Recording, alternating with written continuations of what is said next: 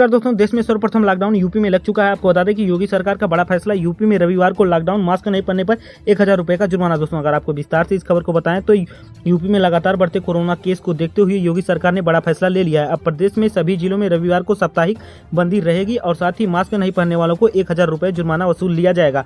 साथ ही मुख्यमंत्री योगी आदित्यनाथ ने आदेश दिया है कि सभी शहरी और ग्रामीण क्षेत्रों में रविवार को बंदी की जाए और साथ ही आवश्यक सेवाओं को छोड़ करके सभी बाजार दफ्तर बंद रहेंगे। उन्होंने बताया है कि इस दिन सभी जिलों में और बाजारों में व्यापक स्तर पर सैनिटाइजेशन का अभियान चलेगा। लखनऊ में सीएम ने कोविड नियंत्रण के लिए बनी टीम 11 के साथ वर्चुअल मीटिंग में कहा है कि प्रदेश सरकार हर नागरिक के जीवन और जीविका की सुरक्षा के लिए संकल्पित है और साथ ही कोविड के कारण लोगों को किसी प्रकार की असुविधा न हो, इसके लिए सभी जरूरी प्रयास किए जाए। भरण पोषण भत्ता के पात्र लोगों की सूची भी अपडेट कर ली जाए और साथ ही जल्द ही सरकार इन्हें राहत राशि प्रदान करेगी और साथ ही अंत्योदय सहित विभिन्न योजनाओं के अंतर्गत राशन वितरण कार्य की व्यवस्था की समीक्षा कर ली जाए। सरकार सभी जरूरतमंदों को राशन और भरण पोषण भत्ता उपलब्ध कराएगी। उन्होंने कहा है कि पंचायत चुनाव का पहला चरण शांतिपूर्ण ढंग से संपन्न हुआ। जिनमें जो है लोगों को माहौल बिगाड़ने की कोशिश की थी, उन्हें जो है इसका जो है दंडित किया जाएगा और साथ ही उनके साथ कठोर कार्रवाई होगी। यह अन्य लोगों के लिए जो अगले चरण की कार्रवाई है उनको जो है मार्गदर्शन प्रदान करेगा और साथ ही प्रस्तुत करेगी कि मास्क नहीं लगाने पर 1000 रुपये का जुर्माना लगेगा।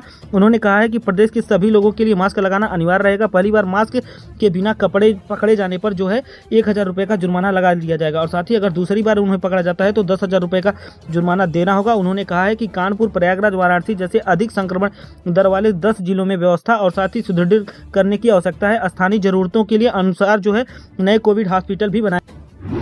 अगली बड़ी खबर निकल के आ रही है किसान आंदोलन से जुड़ी हुई, जो कि राकेश सिंह टिकैत को लेकर के। आपको बता दें कि राकेश सिंह टिकैत अपनी जिद पर अड़े, लॉकडाउन के दौरान भी आंदोलन को लेकर के कह डाली ये बात। अगर आपको विस्तार से इस खबर को बताएं तो भारतीय किसान यूनियन के राष्ट्रीय प्रवक्ता राकेश सिंह टिकैत ने शुक्रवार को यूपी के गेट पर 2 टूक कहा कि अगर लॉकडाउन लगेगा तब भी आंदोलन चलता रहेगा। उन्होंने कहा है कि यूपी गेट, सिंधु बॉर्डर और साथ ही टिकरी बॉर्डर पर 5 माह से किसान डटे रहे और साथ ही इस तरह से जो है यहाँ किसान ने अपना गांव बसा लिया है। लॉकडाउन लगेगा तो क्या गांव में लोग नहीं रहेंगे? साथ ही उन्होंने कहा कि लॉकडाउन लगेगा तो उनके लिए नियमों का पालन किया जाएगा और साथ ही उन्होंने कहा कि गांव से किसान यहाँ नहीं आएंगे, मगर यहाँ जो रुके हुए हैं वो यहीं पर रहेंगे, आंदोलन चलता रहेगा। उन्होंने कहा कि कोरोना विरोधी टीकाकरण के प्रश्न पर राकेश सिंह टिकैत ने कहा कि जो है उन्होंने अपना पहला डोज लगवा लिया है और साथ ही सीमाओं पर बैठे किसानों ने टीका लगवाने के लिए आसपास निजी अस्पतालों और साथ ही प्रशासन से बातचीत की जा रही है। सभी को टीका लगवाया जाएगा और साथ ही बता दें कि यूपी गेट के 28 नवंबर से 3 कृषि कानूनों के विरोध पर धरना प्रदर्शन चल रहा है। इसी वजह से यूपी गेट पर दिल्ली जाने वाली सभी लेन बंद हैं और साथ ही लाखों वाहन चालकों को बहुत दिक्कत हो रही है और साथ ही उन्होंने आगे ये कहा कि सीमाओं से गुजरना उनको पूरी दिक्कत का सामना करना पड़ रहा है और साथ ही वहीं प्रदर्शनकारियों ने को कोस रहे हैं। उन्होंने कहा है कि इसके खिलाफ स्थानीय निवासी धरना प्रदर्शन कर रहे हैं, लेकिन अड़ियल रवैये अपनाए प्रदर्शन अधिकारी यहाँ से जो है हट नहीं रहे हैं और साथ ही आपको ये बता दें कि उनको पूरा तरह से दिक्कतों का सामना करना पड़ रहा है। कोरोना के बढ़ते मामले को देखते हुए प्रदेश सरकार की ओर से अहम कदम जो है उठाया गया है। इसके तहत अब रविवार को बीते साल की तरह से जो है पूरी तरह से लॉकडाउन रहेगा, जिससे संक्रमण फैलने की चेन को तोड़ा जा सके। इसीलिए योगी सरकार ने यह फैसला ले लिया है। हालांकि इस लॉकडाउन में आवश्यक सेवाओं को पूरी तरह से छूट भी रहेगी। तो अगली बड़ी खबर निकल के आ रही है प्रधानमंत्री मोदी से जुड़ी हुई। आपको बता दें कि कोरोना संकट के बीच पीएम मोदी की अहम बैठक, ऑक्सीजन सप्लाई पर दिया जोर। दोस्तों अगर आपको विस्तार से इस खबर को बताएं तो देश में कोरोना की नई लहर से कोहराम मचा रखा है और साथ ही आला में है कि अस्पतालों में अब बेड, ऑक्सीजन जैसी जरूरी चीजें मुहैया करा लेना भी मुश्किल हो रहा है। इसी बीच ऑक्सीजन सप्लाई के मसले पर अब पीएम मोदी खुद जो है उन्होंने समीक्षा बैठक की है और साथ ही पीएम मोदी ने ऑक्सीजन सप्लाई संबंधी हालातों का जायजा लिया है।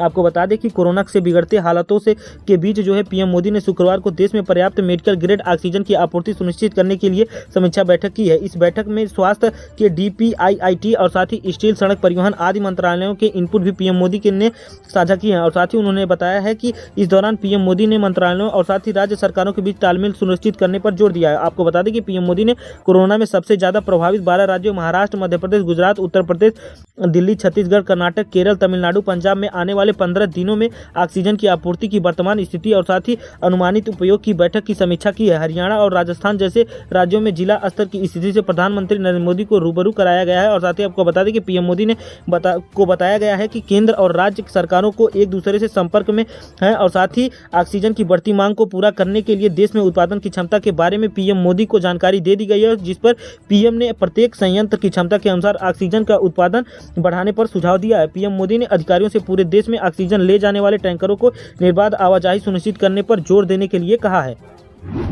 दोस्तों अगली बड़ी खबर निकल के आ रही है यूपी के छात्रों से जुड़ी हुई। आपको बता दें कि बार बार टाइम टेबल चेंज होने से यहाँ के छात्रों को पूरी तरह से दिक्कतों का सामना करना पड़ रहा है। बार बार टाइम टेबल जारी हो रहा है, उसी वजह से उनको इस दिक्कत का सामना करना पड़ रहा है। इसी वजह से वो पूरी तरह से कंफ्यूज हो गए हैं कि किस स्ट्रेटजी के हिसाब से वो अपना अध्ययन करें।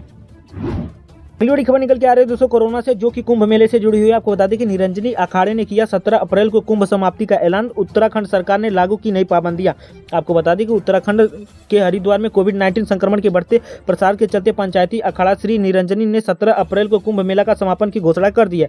अखाड़े के कुंभ मेला प्रभारी और साथ ही सचिव जो है महेंद्र रविंद्र पुरी ने कहा है कि कोरोना वायरस का प्रसार तेजी से बढ़ रहा है और साधु संत एवं श्रद्धालु इसकी चपेट में आने लगे हैं। उन्होंने कहा है कि निरंजनी अखाड़े के साधु संतों की छावनियां 17 अप्रैल को खाली कर दी जाएंगी। इस बीच कोरोना संक्रमण की दूसरी लहर को रोकने के लिए उत्तराखंड सरकार ने गुरुवार को कई नई पाबंदियां भी लागू कर दी है।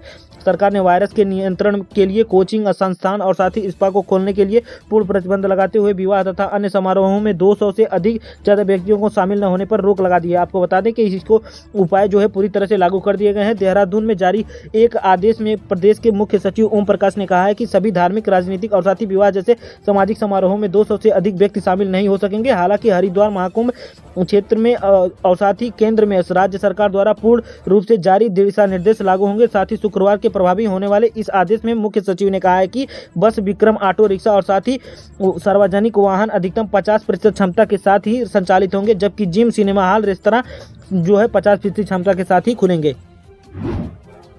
बड़ी खबर निकल के आ रही है दोस्तों अर्नब गोस्वामी से जुड़ी हुई। आपको बता दें कि अर्नब ने कहा 370 को निकाल के डस्टबिन में फेंक दी हमने। और साथ ही क्या कर पाए आप, पैनलिस्ट बोले कि आप तय नहीं कर पाएंगे कि पंडित कश्मीर कब आएंगे। दोस्तों अगर आपको विस्तार से इस खबर को बताएं तो कश्मीर से अनुच्छेद 370 हटा दिया गया और साथ ही अब यह सवाल उठाया जा रहा है कि आखिर कश्मीरी पंडितों की घर वापसी कब होगी। रिपब्लिक चैनल पर इसी विषय पर बहस के दौरान पैनलिस्टों के बीच गर्मा गर्म बहस हो गई है। इस बीच अर्नब गोस्वामी ने कहा कि जो है ओरिजिनल संस्कृति वापस आ जाएगी। पैनलिस्ट कहने लगे कि आप तो हिंदू राष्ट्र बनाना चाहते हैं।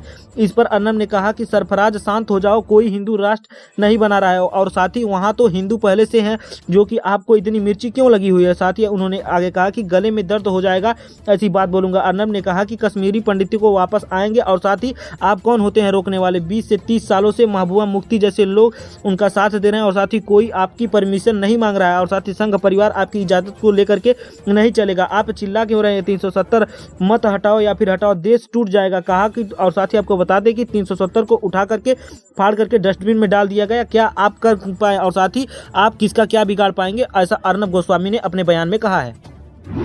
बड़ी खबर निकल के आ रही है दोस्तों इलेक्शन कमीशन से जुड़ी हुई, जो कि कोरोना को लेकर के। आपको बता दें कि कोरोना के साए में हो रहे बंगाल चुनाव पर इलेक्शन कमीशन ने सर्वदलीय बैठक और साथ ही बीजेपी को से लेकर के टीएमसी तक जाने किसने क्या कहा, इस पे अपना विचार। अगर आपको विस्तार से इस खबर को बताएं तो पश्चिम बंगाल में 8 चरणों के लिए सूचीबद्ध विधानसभा चुनाव से पहले अब तक 4 दौर की वोटिंग हो चुकी है। 5वें चरण के लिए शनिवार यानी कि 17 अप्रैल को वोट डाले जाएंगे। इसी बीच देश को बेकाबू कोरोना संक्रमण की रफ्तार से बने चिंताजनक हालात के बीच चुनाव आयोग ने बंगाल में सियासी मैदान में उतरी सभी पार्टियों के साथ शुक्रवार को सर्वदलीय बैठक की। पश्चिम बंगाल में मुख्य निर्वाचन अधिकारी यानी कि सीईओ के नेतृत्व में यह बैठक जो है कोलकाता सर्किट हाउस में बुलाई गई थी और साथ ही सर्वदलीय बैठक के बाद राज्य की सत्ताधारी तृणमूल कांग्रेस यानी कि टीएमसी नेता डेरेक ओब्रायन ने कहा कि टीएमसी की स्थिति बिल्कुल स्पष्ट है और साथ ही यह बाकी बचे चुनाव के एक चरण में ही चाहती है। उन्होंने आगे कहा कि मैं बीजेपी से अनुरोध करता हूं कि अपना रुख साफ करे, क्या वे हमारी बातों से सहमत है। तो दोस्तों इस पर पहली प्राथमिकता कोविड-19 महामारी का सामना करना है और साथ ही उसके लिए राजनीति नहीं होनी चाहिए, ऐसा उन्होंने कहा। बीजेपी ने सर्वदलीय बैठक के बाद कहा कि वे कोविड-19 के प्रोटोकॉल का पालन करेगी। बंगाल के मुख्य निर्वाचन अधिकारी के साथ बैठक के बाद बीजेपी के नेता स्वप्न दास गुप्ता ने कहा है कि हमने चुनाव आयोग को यह सलाह दी है कि एक मजबूत लोकतांत्रिक और साथ ही संस्कृति के साथ सुरक्षा मानदंडों को सुसंतुलित करें और साथ ही आवश्यकता है कि स्वप्न दास गुप्ता ने आगे कहा कि यह चुनाव आयोग पर निर्भर करता है कि वे हमें बताएं कि वास्तव में राजनीतिक दलों से क्या इसका लेना देना है और साथ ही हमें उनको आश्वस्त किया जाना चाहिए कि हम प्रोटोकॉल्स का पालन करेंगे।